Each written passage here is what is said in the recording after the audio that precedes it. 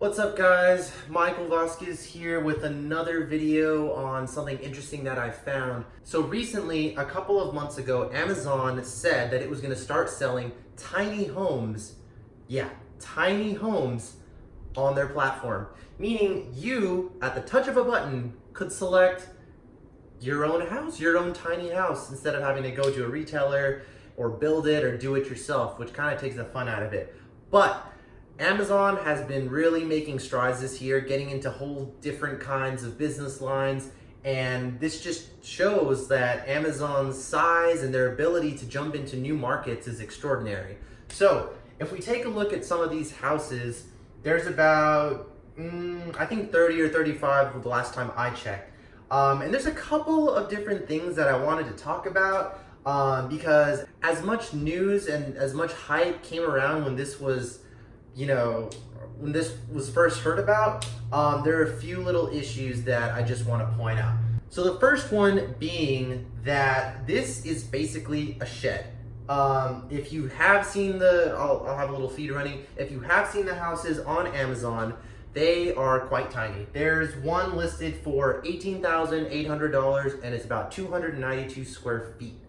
That's incredibly small. This shed area in here is about 400, I think, and it costs way less than that.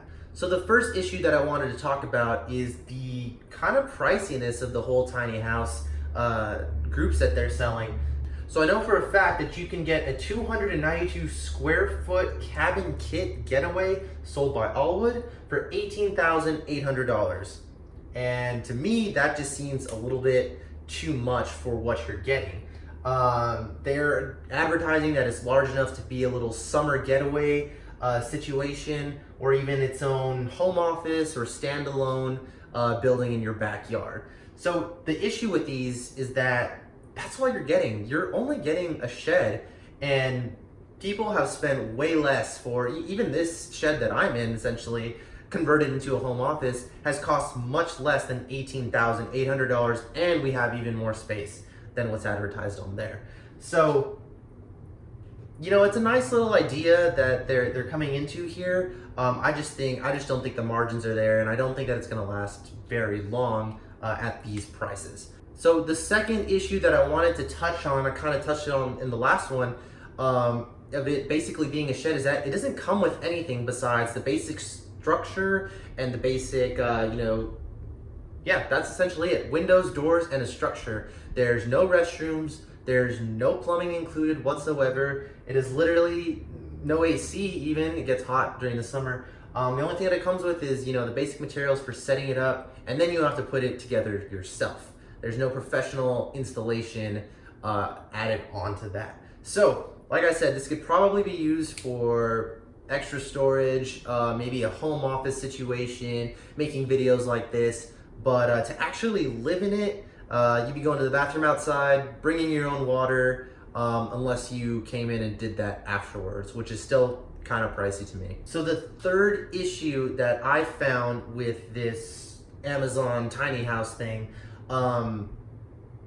local laws actually have certain requirements for a structure to be considered a house. Now, nationally, about 1,000 square feet is the minimum requirement to have a house or a structure considered a house. So a lot of these are advertised at 292 square feet, 330 square feet. I think there's 180 square foot on here, which technically doesn't count as a tiny house, yet they're being advertised as such. They should be being advertised as sheds or extra storage space or DIY home office or something like that. In essence, you could put this in your backyard somewhere as like an extra storage area. You could even probably rent it on Airbnb, but there are certain local laws with short-term rentals that I'll talk about in another video, but there's issues with, like I said, certain ordinances and certain classifications of housing and how they can be used. But I'll talk about that in another video.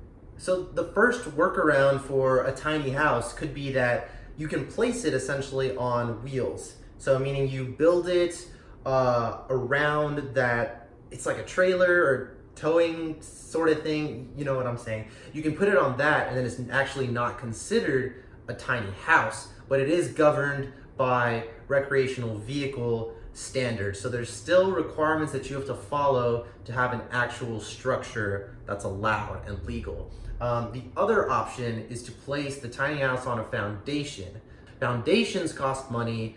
Concrete, you gotta get the area surveyed. You have to get the area, make sure that there's no wires going underneath and things like that. So it's a lot more complicated than people think versus just slamming a shed down in your backyard and not having to worry about it as much. So yeah, another big issue there. And that ties into my fourth point. You need a foundation, once again, to be considered a tiny house. A lot of these, I don't even think these are advertised as having a foundation or anything that you need to have this and that. Right, so actually in the product description of one of the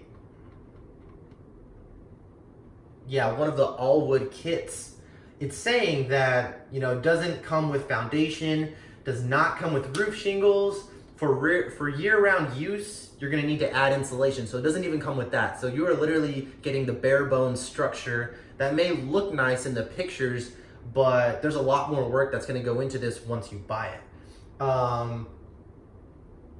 It's also saying in most climate zones, floor and roof installation should be okay, but in areas like here in South Texas where we have 105 Fahrenheit days, or other places where it may get below 30, you're probably going to want a little bit more insulation, maybe even an AC unit to help balance out that climate. They're also recommending hiring a third-party installer for about $750 was their quote, and may change depending on where you are. Yeah, so you can go ahead and look on Amazon and make your own judgments about it. I don't think it's the best option out there. You'd probably be a lot better off buying your materials locally, even buying a prefabricated one, maybe closer to you, which may have a lot more amenities that you're looking for, the professional installation, plumbing, restrooms, up to code even, things that you don't have to worry about. But if you are a DIYer and you just want to do it yourself, add the installation, and you think this is good for you, by all means have at it. I'll leave a link down below to the Amazon tiny house department. According to the 6 reviews left here on Amazon, it has an average of 3.5 stars. One person said the wood is warped and almost unusable. Another person said 5 stars, all wood is great. Someone else said quality, economical, and durable for a homestead. And the last 3 are exactly as described, follow directions, and tiny AF. So, like I said, it's up to you in determining if this is the right move for you. Great, well that's it for this video. I just kind of wanted to talk about this a little bit, bring some of this to light if anybody hadn't figured it out for themselves already. Please like this video if this was a little entertaining, a little helpful to you. And please take a look at my other video that I'll link up above, talking about communal living around the area that I'm living in and what a big impact it's starting to make now. See you next time.